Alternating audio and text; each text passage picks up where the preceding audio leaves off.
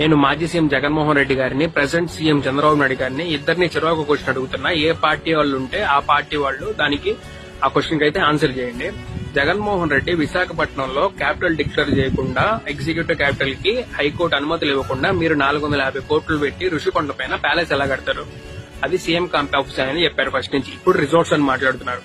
అవి ప్రజాధనం, ఓకేనా? మా మీద ట్యాక్స్ వేసి పెట్రోల్ బిల్లు గానీ, కరెంటు బిల్లు గానీ ఇవన్నీ కూడా మేము మా దాన్ని పెట్టి కట్టుకున్నాం. మేము పనులు ఇస్తేనే మీరు కట్టింది, మీ సొంత డబ్బులతో మీరు కట్టలేదు అది, ఓకేనా? ప్రజాధనం అది.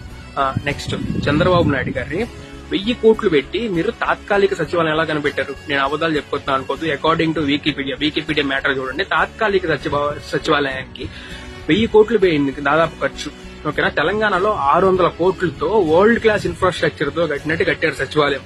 పార్లమెంటు విత్ ఇన్ 2 years లో అయిపోయింది. అలాగే మీరు 5 సంవత్సరాల్లో కోవిడ్ లేకుండా ఏమీ లేకుండా 1000 కోట్లు పెట్టి ఆ బిల్డింగ్స్ ఎలా కడతారు మీరు? టెంపరీవి, పర్మనెంట్ బిల్డింగ్స్ కనీసం బేస్ లెవెల్ కూడా లేగలేదు.